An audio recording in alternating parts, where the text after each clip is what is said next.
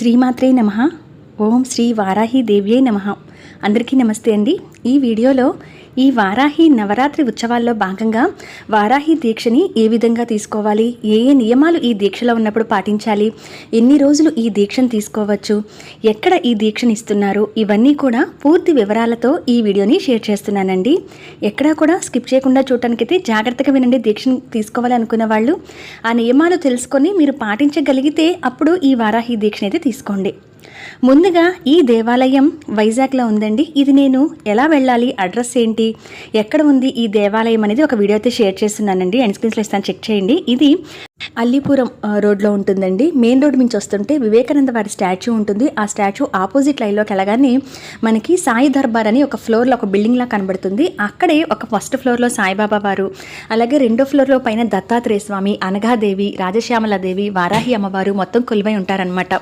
ఈ దేవాలయం కూడా మనకి షార్ట్కట్లో చెప్పాలి అంటే వైజాగ్లో అందరికీ తెలిసిన ప్లేసు నీలమ్మ వేప చెట్టు అని అంటారు. ఆ అమ్మవారి గుడి ఉంటుంది రోడ్డు మీదే. ఆ లైన్లోకి వస్తే ఆ అమ్మవారి టెంపుల్కి వెళ్లకుండానే ముందు లైన్లోనే ఈ టెంపుల్ ఉంటుంది. అక్కడ మరొక ల్యాండ్ మార్క్ ఏంటంటే విద్యోదయ స్కూల్ కూడా ఉంటుంది. ఇదండి ఈ గుడికి వెళ్ళే దారి అయితే.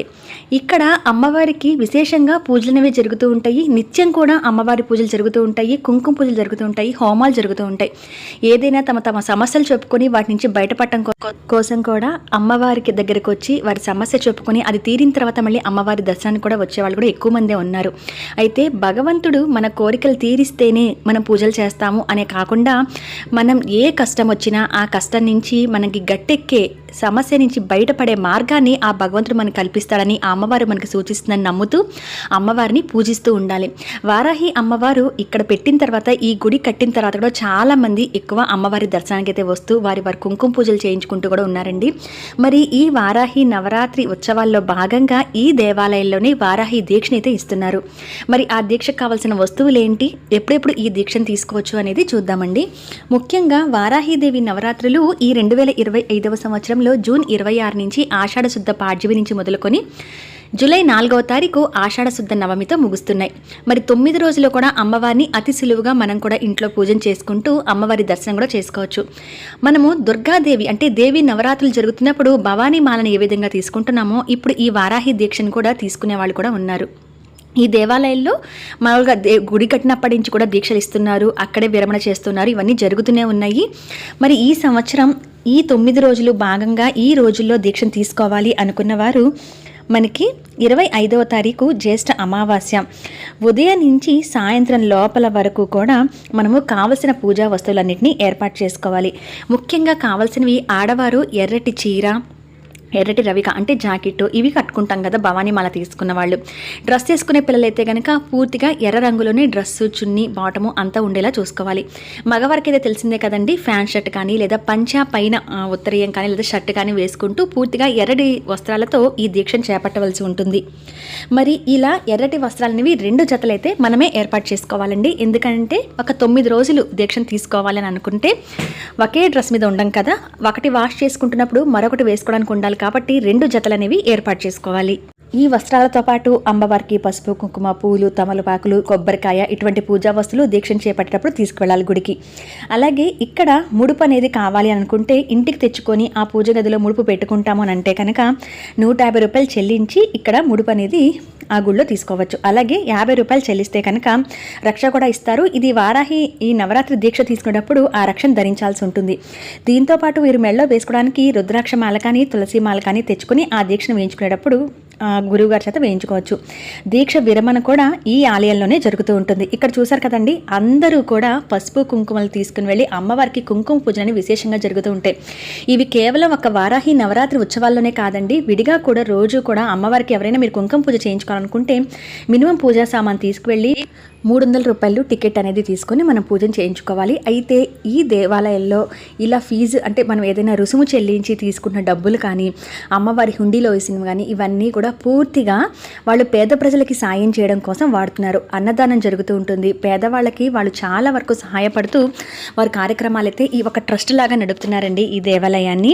ఇక్కడ ఈ విధంగా అయితే భార్యాభర్తలు ఇద్దరు కూర్చుంటున్నారు. సంతానం కోసం చూసేవారు అవ్వచ్చు, భూ తగాదాలు ఏదైనా స్థలానికి సంబంధించి ఇంటికి సంబంధించి సమస్య సమస్యలు కానీ, లేదా సొంత ఇంటి కల నెరవేరడం కోసం కానీ, ఎక్కువగా శత్రు సమస్యల నుంచి బయటపడటం కోసం కానీ, ఇటువంటివన్నీ కూడా ఏదైనా పిల్లలకి పెళ్ళిళ్ళు కాక వాళ్ళు వెనకపడుతూ, అంటే ఏదైనా వివాహ ప్రయత్నాల్లో వెనకడుగు వేస్తూ ఉంటారు, లేదా ఉద్యోగ ప్రయత్నాల్లో వెనకడుగు వేస్తూ ఉంటారు, అవన్నీ తొలగిపోవడం కోసం కూడా ఈ విధంగా పిల్లలకి ఉద్యోగం రావడం కోసమో, లేకపోతే వాళ్ళకి బాగా చదవడం కోసమో, వివాహం కావడం కోసమో, ఇటువంటివన్నీ కూడా నెరవేర్చుకోవడం కోసం అమ్మవారికి తమ కష్టాన్ని చెప్పుకొని, సంకల్పం చెప్పుకొని పూజలు చేయించుకుంటూ ఉన్నారు. ఇలా వీళ్ళు పంచమికి, అష్టమికి, అలాగే ముఖ్యంగా వచ్చేసి మంగళ శుక్రవారాల్లో కూడా అమ్మవారికి విశేషంగా కుంకుమ పూజ చేస్తారు. అయితే ఎప్పుడైనా మీరు ఏదైనా పర్టికులర్గా వెళ్ళి చేయించుకోవాలనుకున్నా కూడా వీరు కుంకుమ పూజలు అనేవి మన పేరు మీద చేస్తారనమాట.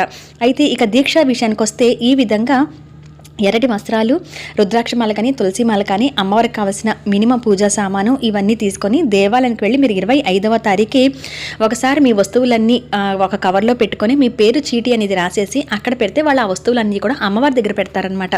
అమ్మవారి దగ్గర పెట్టి 26వ తారీఖు మొదటి రోజున ఆ వస్త్రాలు మీకు ఇస్తారు. అంటే దీక్ష తీసుకునే వాళ్ళకి దీక్ష వేస్తారనమాట. ఈ దీక్ష ఎవరైతే తీసుకోవాలనుకుంటున్నారో వారు ఇంట్లో కూడా 26వ పొద్దున మనకి ఆషాఢ శుద్ధ పాడ్యమి నవరాత్రులు మొదలు కాబట్టి మీరు ఇంట్లో కూడా అమ్మవారిని పెట్టుకొని నిత్య పూజా మందిరంలో కానీ, ప్రత్యేకంగా పూజాపీఠం కానీ పెట్టుకొని అమ్మవారికి పూజని ఆచరించి దేవాలయానికి వెళ్ళి దీక్ష తీసుకుని వచ్చిన తర్వాత మళ్ళీ ఇంటికి వచ్చి అమ్మవారి పూజని చేసుకోవాలి. ఈ దీక్ష ఆడవారు, మగవారు ఎవరైనా తీసుకోవచ్చు. అయితే ఈ 9 రోజులు దీక్షని తీసుకుంటారు. ఒకవేళ 9 రోజులు తీసుకోలేకపోతే కనీసం 3 రోజులు, 5 రోజులు, 7 రోజులు ఇలా బేస్ సంఖ్యలో వచ్చేలా కూడా దీక్షను తీసుకోవచ్చు. ఎందుకంటే ఆడవారికి ఏదైనా ప్రాబ్లమ్స్ ఉంటూ ఉంటాయి కదండి, అలా కానీ, లేదా ఇంట్లో మగవారు వేసుకుందాం అనుకున్నా ఇంట్లో చేసేవాళ్ళు లేక మిగతా వాళ్ళు ఈ ఆడవాళ్ళు ఇంట్లో అన్ని పనులు చేయాలి అనుకున్నప్పుడు వారికి ఉండే ఇబ్బందుల వల్ల కూడా మగవాళ్ళు ఆగాల్సి వస్తుంది. అటువంటప్పుడు కూడా మీరు పూర్తిగా 3 రోజులు, 5 రోజులు, 7 రోజులు వేసుకోగలిగితే 9 రోజులు కూడా ఈ దీక్షను తీసుకోవచ్చు. దీక్ష తీసుకున్న వాళ్ళు పాటించాల్సినవి నాన్ వెజ్ అనేవి తినకూడదండి. అలాగే ఆనియన్ కానీ, గార్లిక్ కానీ, అంటే వెల్లుల్లి, ఉల్లి ఇటువంటివి తినకూడదు. నేల మీద పడుకోవాలి. ఒకవేళ ఒట్టి నేల మీద పడుకోవడం కష్టంగా ఉంటుంది అనుకుంటే మ్యాట్ లాంటిది ఏదైనా వేసుకోవచ్చు. చెప్పులు అనేవి వేసుకోకుండానే ఉండాలి. ఒక్కపూట భోజనం, ఉదయం భోజనం చేసి అంటే మధ్యాహ్నం భోజనం చేసి సాయంత్రం ఏదైనా టిఫిన్ లాంటిది తింటే చాలా మంచిది. ఉపవాసం అనేది కొంతమంది మాత్రమే ఉండగలరండి. రోజంతా ఉపవాసం ఉండలేము అనుకున్న వాళ్ళు ఈ విధంగా మధ్యాహ్నం భోజనం చేసి రాత్రికి టిఫిన్ లాంటివి తినచ్చు. మేము పూర్తిగా ఉపవాసం ఉంటాము అని అనుకుంటే ఉదయం నుంచి పాలు, పండ్లు అటువంటివైనా తీసుకుంటూ రాత్రి వేళలో భోజనం చేయొచ్చు. ఏదైనా ఒక్క పూట భోజనం చేసేలాగా పెట్టుకోవాలి. అలాగే అసభ్య పదజాలాన్ని వాడకూడదు. ఎక్కువగా దైవ ఆరాధనలో అంటే అమ్మవారి ఆరాధనలో గడిపేలా సమయాన్ని మీరు చూసుకోవాలి. అయితే ఉద్యోగాలకు వెళ్ళే వాళ్ళు వారి పళ్ళ మీద వెళ్ళొచ్చండి. చెప్పులు లేకుండా వెళ్ళాలి. ఈ అమ్మవారి ఏదైతే దీక్ష తీసుకున్న వాళ్ళు ఆ డ్రెస్ మీదే ఉండాలన్నమాట 9 రోజులు. 3 రోజులు, 5 రోజులు, 7 రోజులు తీసుకుందాం అనుకున్న వాళ్ళు కూడా మీరు ఎప్పుడైతే ఫస్ట్ 3 రోజులు, మధ్యలో 3 రోజులు, చివరి 3 రోజులు ఇలా కూడా వేసుకోవచ్చు.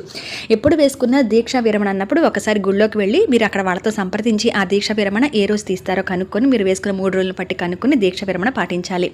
అయితే ఇది వైజాగ్లో ఉన్న వాళ్ళకి ఎక్కువగా వెసులుబాటు ఉన్నట్టే వేరే ప్రాంతాల నుంచి కూడా వస్తున్నారండి అమ్మవారి దర్శనం కోసం. అలాంటి వాళ్ళు కూడా ఈ దీక్షను తీసుకోవచ్చు. ఆలయంలో దీక్ష తీసుకున్నప్పుడు ఒక ముడుపు అనేది ఇస్తారండి. అది ఇంటికి తీసుకొచ్చుకొని పూజా గదిలో పెట్టి నిత్యం అమ్మవారితో పూజ చేస్తున్నప్పుడు ఆ ముడుపు దగ్గర కూడా పూజ చేయాలి. అయితే ఇది చివరి రోజు, దీక్ష విరమణ రోజు సముద్రంలో కలపాలని చెప్తున్నారు. అలాగే మీ సొంతంగా మీరు ఏదైనా అమ్మవారికి ముడుపు కట్టుకొని ఉంటే కనుక ఆ దాంట్లో డబ్బులు ఏవైతే ముడుపులో కట్టారో అవి అమ్మవారికి ఈ ఆలయంలో, దేవాలయంలో చెల్లించుకోవచ్చు. ఎందుకంటే కొంతమంది తమ సంకల్పం కోసం ముడుపు అనేది కట్టుకుంటారో అది నేను రేపటి వీడియోలో ముడుపు ఎలా కట్టుకోవాలో కూడా చూపిస్తాను. ఆ ముడుపు కట్టుకునే వాళ్ళు దాంట్లో ఉన్న డబ్బులు మీ సంకల్పం నెరవేరడం కోసం ఎంతైతే కడతారో మీ శక్తికి తగ్గట్టుగా అవి ఈ దేవాలయంలో అయితే మీరు చెల్లించుకోవచ్చండి. ఇలా చిన్న చిన్న నియమాలే ఉంటాయి. అతి సులువుగా పాటిస్తూ అమ్మవారికి మీరందరూ కూడా దీక్షను తీసుకోవచ్చు. దీక్ష తీసుకోలేని వాళ్ళు కొన్ని నియమాలు ఇంట్లో పాటించడం అవదండి అనుకున్న వాళ్ళు మీరు మామూలుగా అతి సులువుగానే ఇంట్లో నార్మల్గా పూజనే చేసుకోవచ్చు. అయితే ఇక్కడ హోమం కూడా పోయినసారి అయితే నవరాత్రులు 9 రోజులు చేశారు. ఈసారి కొన్ని కార్యక్రమాల వల్ల ఏదైనా 2 రోజులు లేదా 3 రోజులు హోమాలు చేద్దామని అనుకుంటున్నారు. ఇవి కొన్ని ఏంటంటే వారి సమస్యల నుంచి బయటపడటం కోసం ఇక్కడ హోమాలు అనేవి కూడా చేస్తూ ఉన్నారు గుళ్ళో. మీరు గుళ్ళో వాళ్ళని సంప్రదిస్తే వాళ్ళు వివరంగా అన్నీ మీకు చెప్తారు. పీరియడ్ ఉంది అని అనుకుంటే కనుక మీరు ఇటువంటి దీక్ష తీసుకోకండి. చాలా జాగ్రత్తగా 9 రోజులు ఉంటూ మనము ఇటువంటివి పాటించి ఉండాలి. ఎవరైనా కాలం చేసిన చోటకి ఈ దీక్షా బట్టల మీద వెళ్ళిపోవడం కానీ అలా అసలు చేయకూడదండి. మీరు చాలా నియమనిష్టలతో ఉంటాము, అమ్మవారికి పూజ చేసుకుంటామంటే మనం దేవీ నవరాత్రుల్లో భవానీ మాల తీసుకున్నప్పుడు ఎంత జాగ్రత్తగా అయితే ఉంటారో అటువంటి నియమాలు పాటిస్తూ ఈ వారాహి అమ్మ దీక్షను కూడా చేపట్టచ్చు. ఒకవేళ మీరు ఇంట్లో మాత్రం నవరాత్రులు పూజ చేసుకోదలుచుకున్నాము, ఈ దీక్ష మాత్రం 3 రోజులు తీసుకుందాం అనుకుంటే అలా కూడా తీసుకోవచ్చు. మిగతా రోజులు మీరు మామూలుగా ఇంట్లో సాత్వికమైన ఆహారం తింటూ అతి సులువుగా ఇంట్లో కామన్గా పూజ చేసుకోవచ్చు. దీక్ష అనేది కొన్ని నియమాలు అనేవి పాటిస్తూ ఉండాలి కనుక మీరు ఎన్ని రోజులు తీసుకోవాలో చూసుకొని పాటించి తీసుకోండి. అయితే ఆడవారికి ఉండే ప్రాబ్లం మెయిన్గా పీరియడ్స్ ప్రాబ్లము, ఇంట్లో ఒకళ్ళు కాకపోతే మరొకళ్ళు కూడా పీరియడ్ ప్రాబ్లమ్తో ఇబ్బంది పడుతూ ఉండొచ్చు. అటువంటప్పుడు మాత్రం మీరు ఆ డేట్స్ అనేవి చూసుకొని అప్పుడు దీక్షను తీసుకోండి. అంతేకాకుండా మీరు తీసుకోవాలనుకున్నప్పుడు ఇంట్లో వాళ్ళకి ఇబ్బంది అనేది పెట్టకూడదు. దీక్ష తీసుకున్న వాళ్ళు మీరు ఇంట్లో ఉన్నారు అని అంటే మీరు వండి పెట్టేవి కూడా వాళ్ళు ఏవి తినకూడదండి. కాబట్టి మీకు ఇంట్లో కుదిరిన వాళ్ళు వేసుకోండి.